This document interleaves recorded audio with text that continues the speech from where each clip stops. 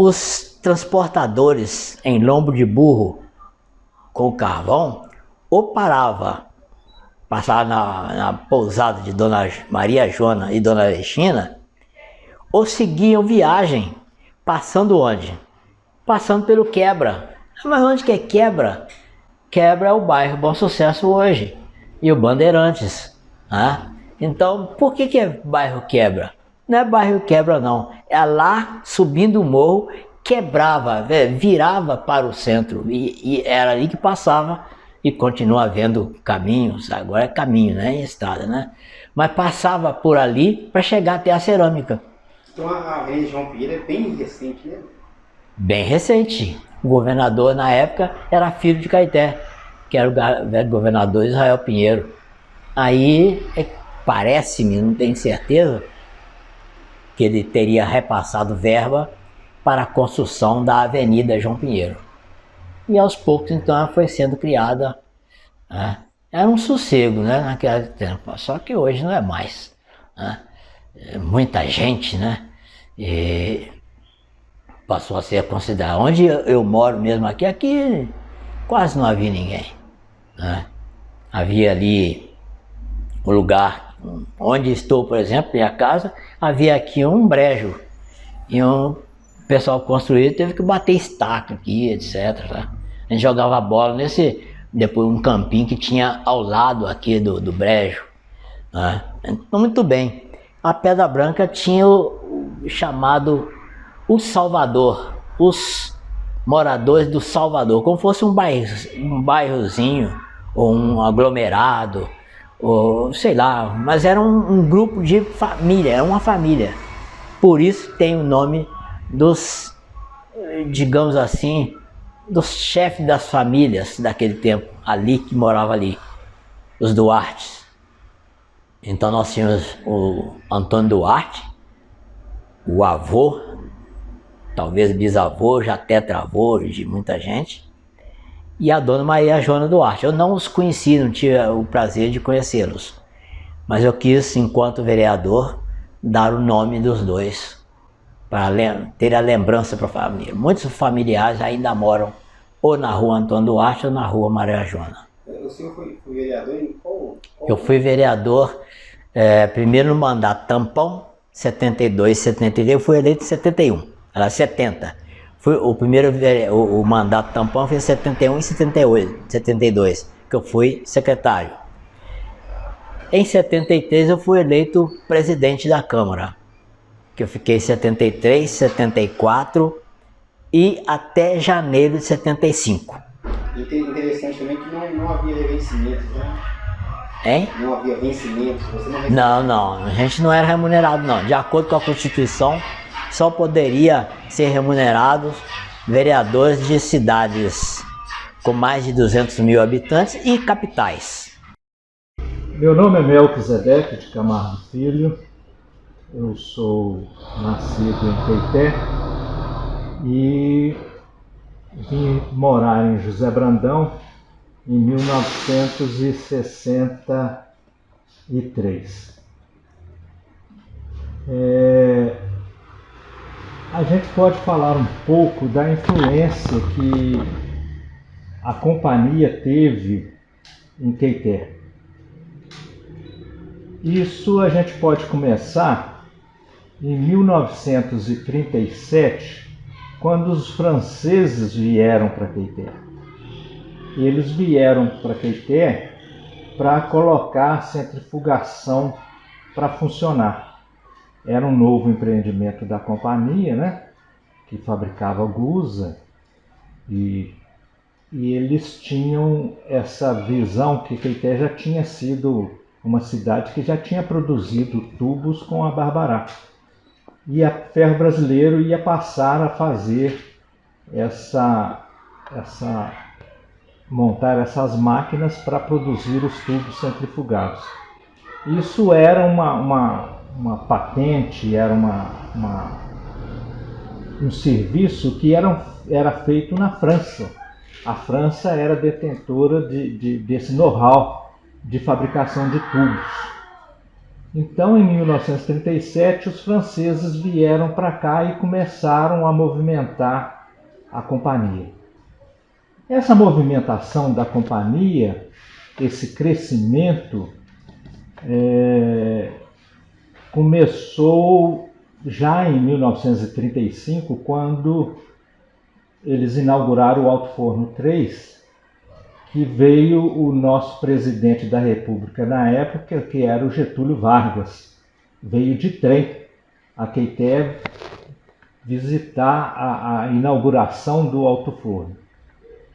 Então, em 1937, quando os franceses chegaram, eles viram que tinha um potencial muito grande, porque Caeté tinha floresta para fornecer o carvão, tinha o minério, que era aqui perto, e outras minas mais perto, próximas também.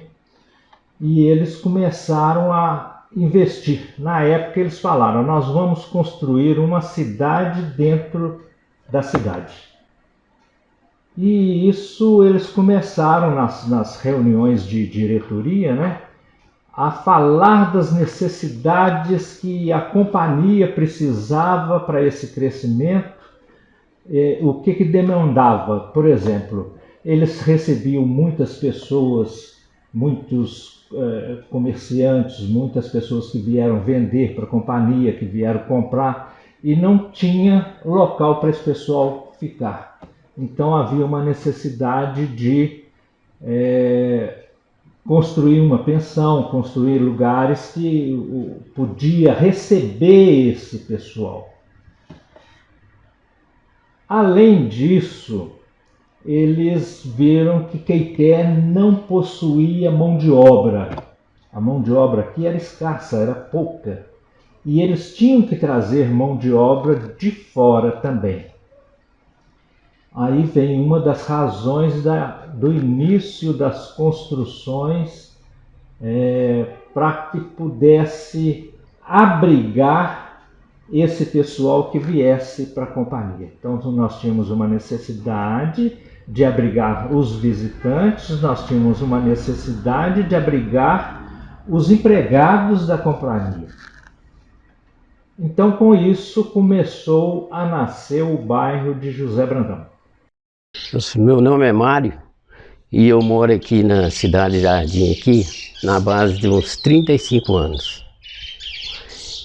E quando eu vim para cá, tinha no mínimo umas 6 ou 7 casas. O bairro estava iniciando e a gente começou a mexer com a construção aqui, aí o bairro foi crescendo e virou um bairro muito bonito. A história desse bairro aqui, quando eu vim para cá, não tinha nem calçamento, não tinha nada, era só terra. Quando, para a gente ir trabalhar, a gente passava dentro do córrego, atravessava ali uma pontezinha que a gente fizeram e para ir trabalhar. Para trazer material aqui de construção, os caminhões passavam dentro do córrego. Depois foi melhorando. Era para ser um bairro muito bonito aqui. Ele é bonito, mas era para ser um bairro mais bonito de Caeté. As ruas aqui era mão e contramão, com o canteiro no meio. Mas na dificuldade da construção de adquirir o calçamento, eles fizeram os passeios largos dos dois lados para diminuir no gasto, para apanhar ônibus, para ir para Belo Horizonte. A gente costumava, no tempo de chuva, calçar o sapato e colocar uma sacola plástica para atravessar aqui. Chegava lá, tirava a sacola para a gente não ir sujo de barro para viajar. E eu lembro como se fosse hoje, menina, a dona do loteamento aqui, ela vinha aqui com muita... a gente pegava e ficava doido para arrumar, que eles arrumassem o bairro. Mas ficava naquela coisa, daí vieram aí, fizeram um calçamento numa rua só, depois que aí foi melhorando. Eu lembro que os vizinhos que tinha aqui, na rua minha aqui, essa aqui, era 6 ou 7 pessoas só que tinha casa aqui. A Rua Adutora, a rua onde passava a rede adutora, a urbanização dela aconteceu da caixinha para dentro do bairro, até chegar na caixa d'água que ainda tinha no Alto São Geraldo. Quem foram os primeiros moradores? Todos, a maioria, foram ex-empregados da cerâmica. Construíram usando a cerâmica que dava para o pessoal um tijolo de refúgio, que era o tijolo de capa de caieira. Ela funcionou muitos anos ali na fonte do Tacho, com uma olaria que usava caeira para queimar os tijolos. Lá dentro da cerâmica era o tijolo mais apurado, que era o refratário, ou os azulejos da época. Nem era azulejo, eles davam o nome de ladrilho, que era piso de cerâmica, louças e coisas desse tipo. A Rua Cláudio Pinheiro de Lima é muito mais antiga e é uma rua que tem um valor histórico muito grande, porque lá nos primórdios do ciclo do ouro, a água que abastecia os 2 chafarizes da praça, o do Correio e da Matriz, elas vinham por gravidade, eram coletadas na Mata da Caixinha, tinha uma caixa lá para receber e armazenar essa água, e a partir daí ela saía num bicame de pedra, diferente dos bicames das outras cidades históricas, porque elas não tinham colunas, elas vinham no chão, acompanhando o desnível do terreno.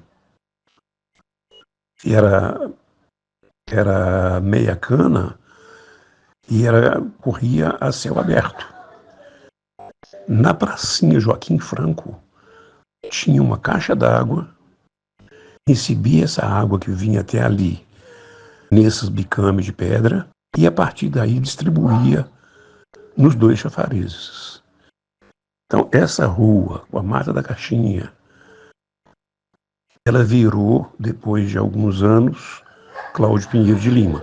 A rua de cima, a parte de cima, que é a Rua Adutora, ela começava, como eu já falei, na Mata da Caixinha e terminava próximo à caixa d'água.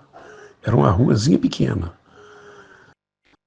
Um vereador na cidade, que salvo engano era o Normando Lopes, resolveu colocar o nome na rua, ao invés de Adutora, colocar Renato Ferreira de Oliveira. O bairro Deschamps. Sim, havia na Ferro Brasileiro um senhor que foi chefe da modelagem. Desculpe. Chefe da fundição. Meu pai ficou sendo depois chefe da modelagem. Fazia a parte de madeira, né, o grupo que fazia a parte de madeira, e a fundição fundia. Lá fundiu então o primeiro bloco de navio no Brasil, a fundição. Agora, infelizmente, esqueci o nome da fundição. O nome não está vindo à minha ideia, não. Mas o Deschamps recebeu ordem do diretor da Ferro Brasileiro, diretor executivo, para que o povo, em vez de ficar pedindo a Ferro Brasileiro para arrumar uma casa para ele morar, que fizesse hora extras dentro da Ferro Brasileiro, na fundição, por exemplo. E o Deschamps é que era o líder, junto com os seus encarregados, etc., para ir para aquela área construir casas. O pessoal ia, quem participava sempre, depois da casa pronta, fazia um sorteio daquela casa e aquele que ajudou a construir passava a morar ali. É muito interessante. E o nome do bairro ficou sendo justamente do Maurício Deschamps, né? Que era o chefe da função. O Deschamps começou onde, exatamente? Você lembra, mais ou menos? Misturou tudo aquilo ali. Porque antigamente, uma vez apareceu também conversa, né? Meu povo que mora na rua José Mariano, aqui em Pedra Branca, confirmou. Chegou um lobo, havia descido aquele alto era só mato mesmo. Então, um lobo chegou a aparecer aqui na rua José Mariano. E o pessoal falou que tinha vindo de lá.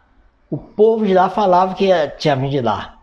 O povo então começaram a chamar lá de Berra Lobo. O lugar que tomou o nome de Berra Lobo, tomou também o lugar de onde era a Vila Santana, que era uma vila mais para, vamos dizer assim, umas 2 ruas, só com barracões que moravam socorridos das conferências vicentinas. Como é que é o nome da vila aqui? Vila Santana. Ficava onde ali? Nesse meio, entre o Deschamps e o bairro Bom Sucesso. Ah, então existia uma região chamada Vila Santana. Ficou sendo esse nome, Vila Santana. É onde moravam, hein? Hoje em dia não existe mais. Não existe mais, juntou tudo. Juntou tudo, né? Então existia um nome chamado Vila Santana. Santana. Hoje eu fico um pouco triste, sabe? Porque as pessoas não gostam que eu fale isso não, mas eu vou falar sobre isso. Pedra Branca, havia então o bairro Centro, o bairro de José Brandão e o bairro Pedra Branca, que o povo chamava. Que na verdade é a região de Pedra Branca. Fatiaram o bairro de Pedra Branca todinho. Aí nasceu Dom Carmelo, Cidade Jardim, não sei o quê. E apareceu inclusive a Vila Zelinda, sem falar mal da Vila Zelinda. Que era só uma rua na época. Hoje parece que são 2 ou 3, uma coisa assim. Não passo por ali não. Mas era em homenagem a uma senhora, hoje, uma menina na época, que foi homenageada. Era um pessoal que trabalhava na Fé Brasileira e tinha essa filha chamada Zelinda, e eu conheci muito, e eu adorava a mãe dela, Dona Diva, que dirigiu o Correio aqui em Zé Brandão e tal. Eu adorava aquela senhora. Nossa, eu era contínuo da Fé Brasileira, então eu ia para lá sempre que eu podia levar correspondência e buscar. Que contínuo? O povo brasileiro gosta de chamar de office boy, é mais bonito. Brasileiro é assim, né? Office boy, né? É por isso que também gostam mais essa menina fake news. O pessoal adora fake news, né? Essa notícia falsa, né? A notícia falsa ninguém gosta. Mas essa menina que deu da Vila Zelinda, mas por quê? Qual a significância para ela ter o nome de... Justamente a família Castro. Vários Castro, essa Dona Diva era da família Castro. E todo o pessoal da família Castro era muito conhecido. Era um pessoal... Mas teve o nome dela em vida ainda?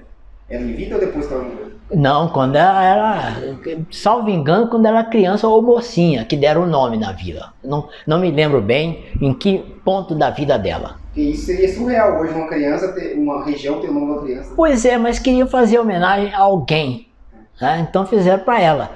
Alguém já me disse também que foi quando ela morreu. Eu não acredito não, porque não é tão recente o nome dessa vila. Do bairro José Brandão, que nasceu no dia 30 de abril de 1925, com a então instalação da usina Gorsex. Em José Brandão nasceu o bairro José Brandão em homenagem ao engenheiro José Brandão, que foi o fundador da usina Gorsex. Nome do bairro, nome que foi dado para esta comunidade aqui, que nasceu no entorno da então usina Gorsex, que depois passou a ser Companhia Ferro Brasileiro e Metalúrgica Barbará, já nos anos 80. É uma história de muita cumplicidade com esse bairro, porque há 63 anos tudo aqui era muito diferente, era tudo muito conservado, era um bairro, tinha uma influência francesa muito grande. As casas eram art déco, eram casas também dos trabalhadores que vinham para Caeté. A grande maioria dos trabalhadores que veio para José Brandão são trabalhadores de outras cidades. Então o bairro se dividiu muito. A companhia, na época, a usina Gorsex, ela criou no seu entorno 2 bairros. o bairro Americano, que era o bairro dos engenheiros, que era o bairro dos técnicos, e criou também o bairro Europeu, que era o bairro dos diretores da então usina Gorsex. E no seu entorno foram criados os bairros dos operários, que revezavam entre as casas geminadas e as casas construídas pela companhia. Então, inclusive essa aqui que eu moro, que foi totalmente reformada, perdeu toda a sua característica no momento em que, infelizmente, também a história do centro histórico de Caeté estava sendo também descaracterizada. E isso a partir dos anos 30, dos anos 40, a história de Caeté como um todo começou a ser descaracterizada justamente pela falta de cultura, pelo culto ao nosso patrimônio.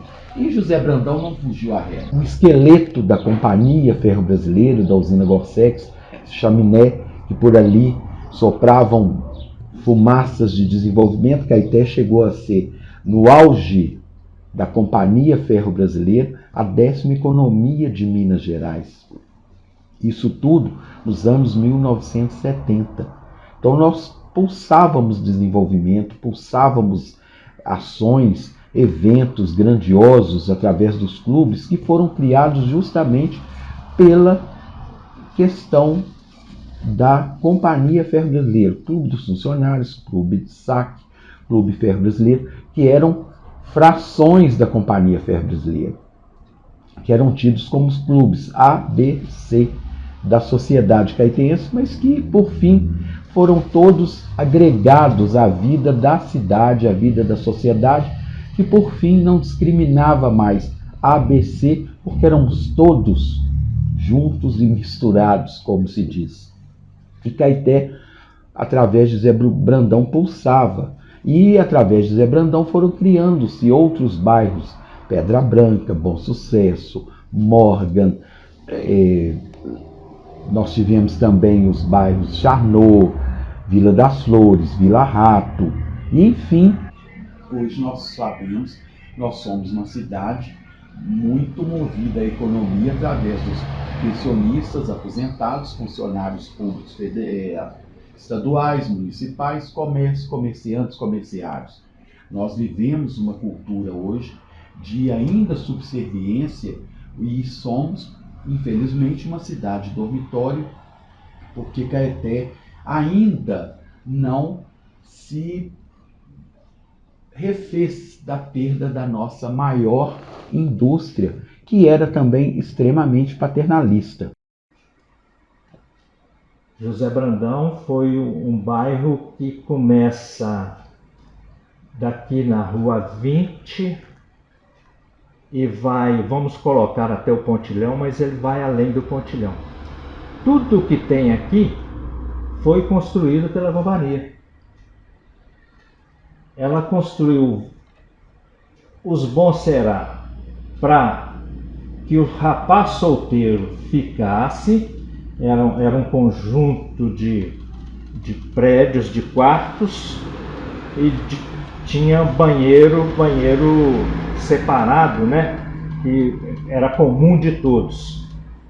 Então esses Bom Serás foram construídos ali na Quitandinha, foram construídos em frente ao que é hoje o Central, foram construídos onde era a estação.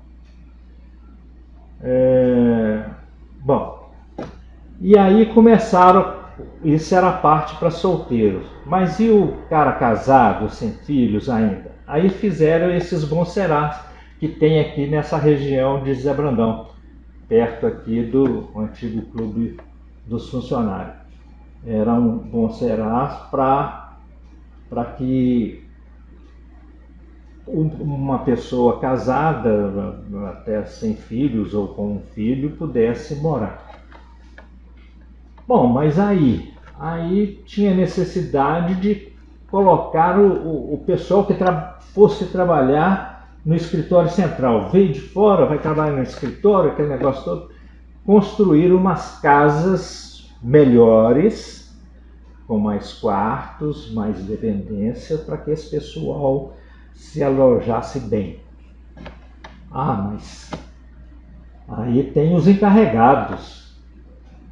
A companhia fez um outro tipo de construção para alojar esse pessoal. Ah, mas tem os engenheiros. A companhia foi e fez um outro tipo de construção, tendendo numa região para que esse pessoal fosse morar. Além disso, tinha os engenheiros e tinha os franceses. E a companhia foi fazendo tudo isso. E para atender também a vida dessas pessoas, a companhia tinha que colocar alguma coisa que levasse as pessoas a ter uma vida social, a ter uma recreação.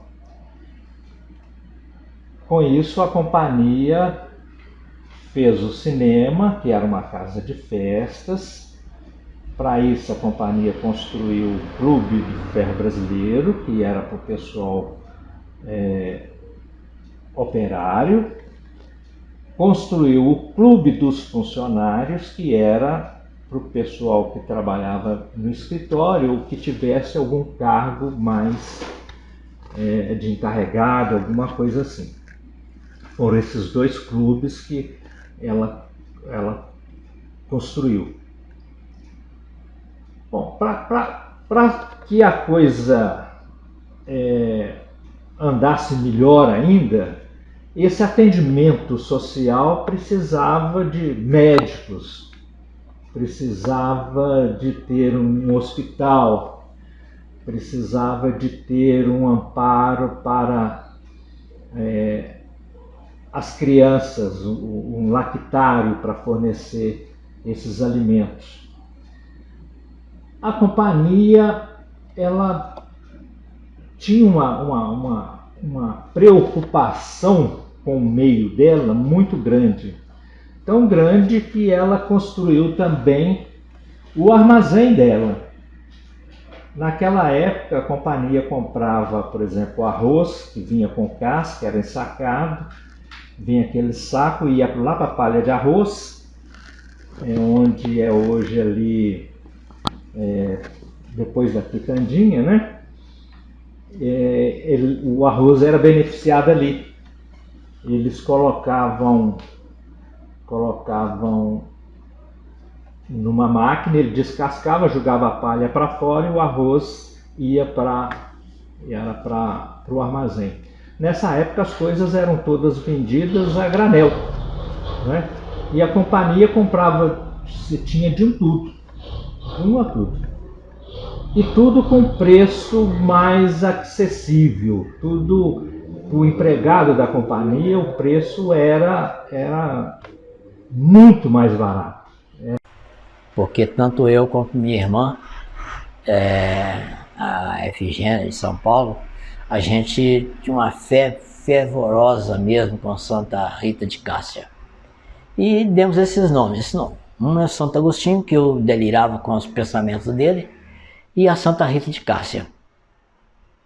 Isso lembrando a parte religiosa, cuja festa, que era feita aqui, chegava a ponto, até o dia 26, né, de julho, chegava a ponto de chegar ônibus de quase todos os distritos vinha para cá durante a festa. E a gente fazia a festa do dia 1º até o dia 26 de julho. Todo mundo então passava férias aqui. Era muito interessante.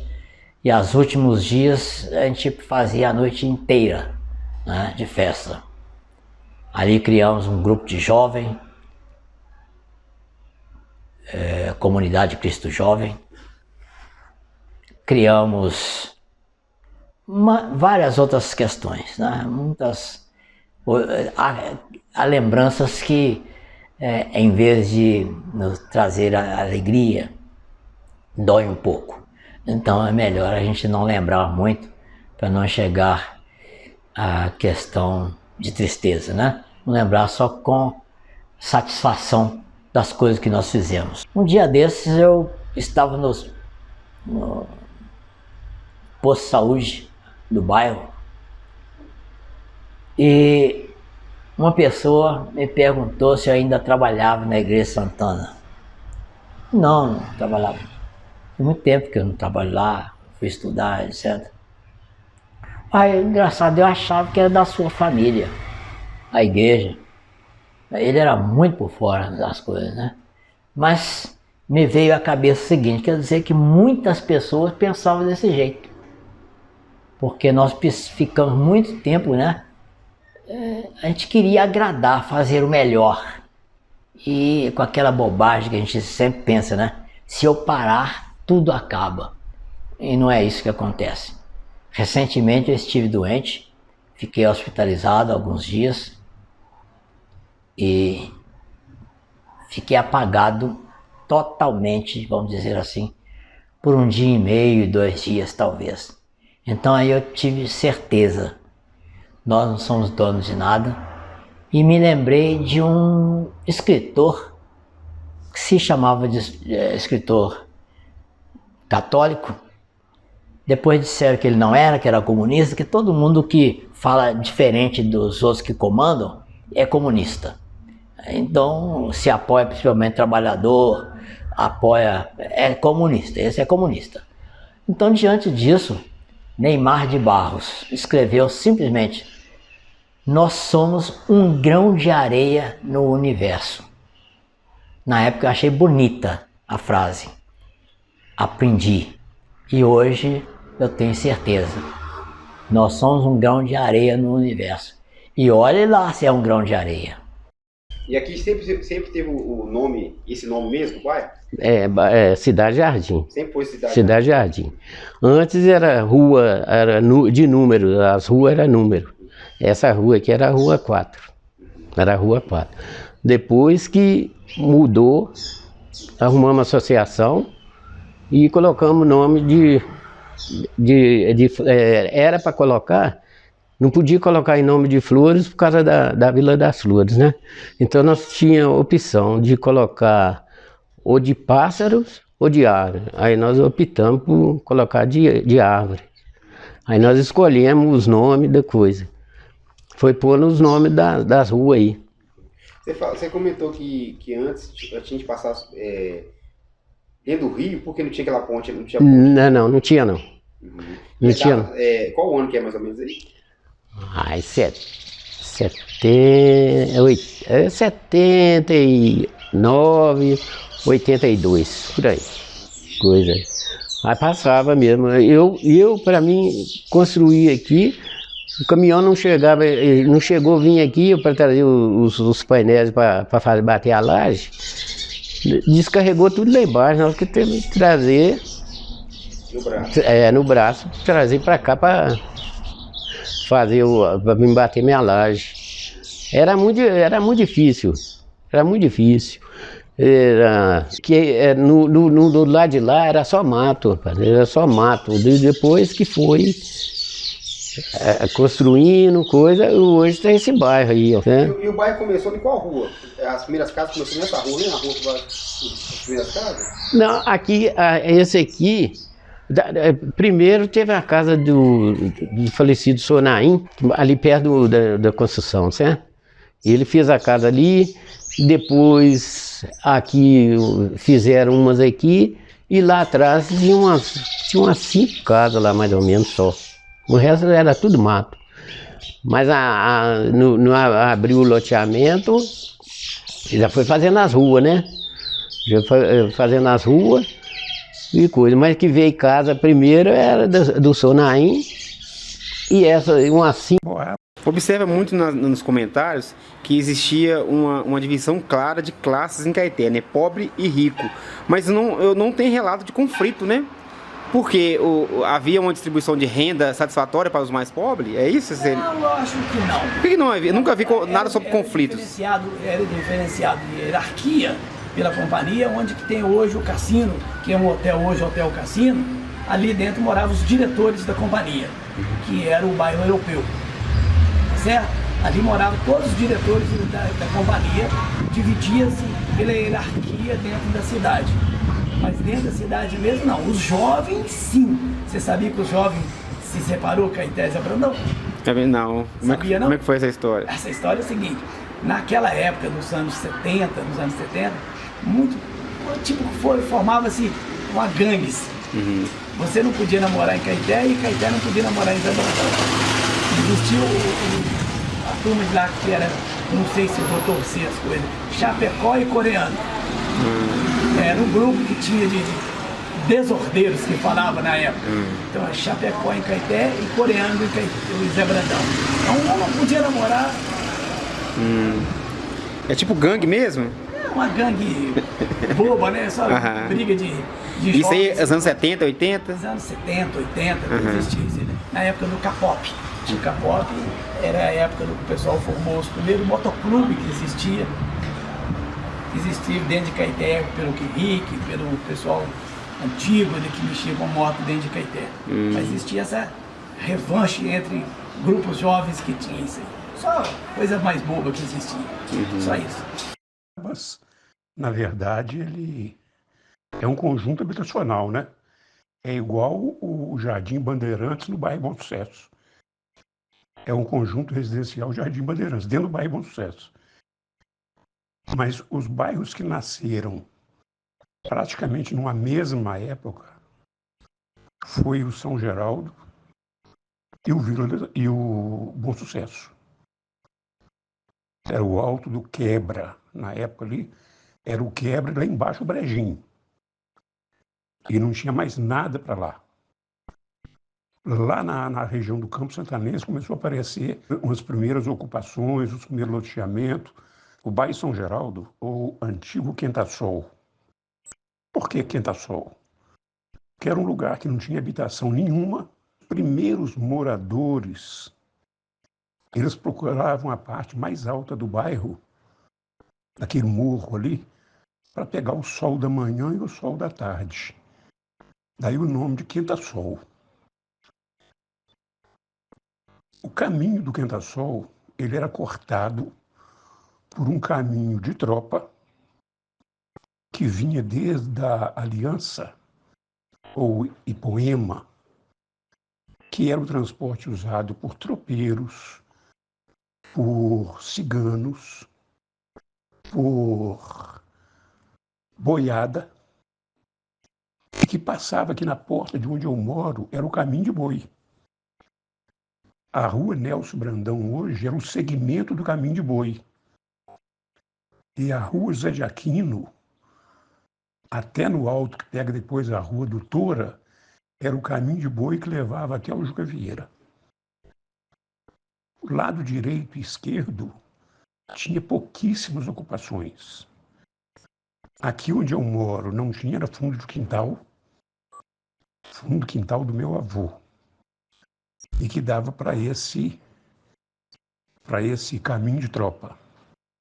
Inclusive, aqui onde é o portão da minha casa, era um portãozinho que tinha para minha mãe, minha avó, ter acesso a um chafariz que tinha de frente à Vila Vicentina. É onde buscava água para guardar nos potes, que não tinha água dentro de casa. Não tinha instalação sanitária, não tinha nada. Então, você quando sobe a rua Peixoto de Souza,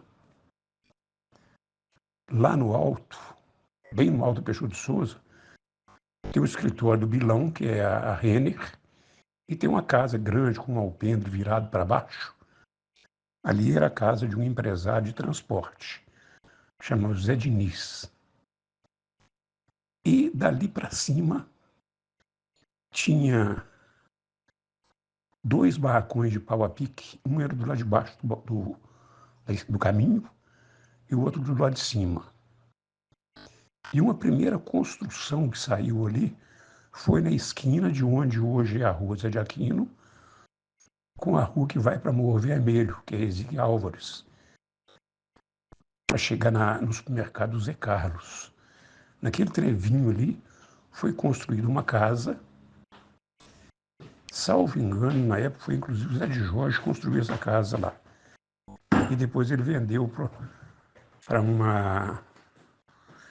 Essa mulher morou casou em Itabira, veio para aqui, depois voltou para Itabira. Ela era de família, criada aqui na Peixoto de Souza, mas eles vieram, salvo engano, de São Gonçalo e abaixo para cá. Não tenho certeza absoluta. Então, o São Geraldo, quando ele começou a crescer, ele começou a crescer dessa encruzilhada para cima. E um primeiro morador que morou logo para cima, logo que você começa a subir a Rua de Aquino ali, tem uma casa grande do lado direito. Essa casa foi Somerico que construiu, Jusmerino da Silva. A filha mais velha dele, quando casou, foi ali a festa, morava ali. Depois ele começou cercando umas áreas para cima e lugar que era mais fácil de construir. Até onde hoje ficou a família dele, para cima, ele vendeu essa casa aqui embaixo. Mais em cima ele construiu depois um outro barracão para ele. E a minha sogra morou para cima, comprou um barracão lá na época e foi subindo. Então, na esquina, aqui embaixo, onde hoje é a Nelson Brandão, com a atual Rua de Aquino, morava uma família de negros, que era o cara que todo mundo conhecia como Favinho, e Maria, a mulher dele, era conhecida como Maria Sucata. Depois da casa dela, no alto, tinha uma casa, um barracão já muito ruim, quase caindo, onde morou a Dona Massula. Também foi uma das primeiras moradoras do São Geraldo. Morador mesmo, e o aglomerado começou quando a família Serra, que veio da Serra do Itambé, para trabalhar na Geriza. Isso por volta de 45, 46. Essa família, uma parte dela veio para a rua, porque logo as pessoas começaram a migrar para o centro, procurando um serviço melhor. Lá na fazenda não era carteira assinada, não existia a legislação do trabalhador rural. E aqui tinha o alto forno na estação, que dava bastante emprego. E ainda tinha lá na Terra Brasileira, no Zé Brandão, o alto forno, que tinha muito empregado. Então esse pessoal derivou para aqui, para Caeté, e cercaram a área no alto, ali onde mora a família dos Barnabé. Você passar por lá, perguntar onde moram os Barnabé, qualquer um sabe. Foi um aglomerado ali, ficou ele que era o mais velho da família, que era como é que era o nome dele, gente? Fugiu agora o nome dele, viu? Mas tinha os filhos, que era Mercedes, Tina, Pedro Serra e outros mais. Esse velho era Sebastião Serra. Era Sebastião Gonçalves, mas todo mundo conhecia como Sebastião Serra, por causa da origem deles na Serra também.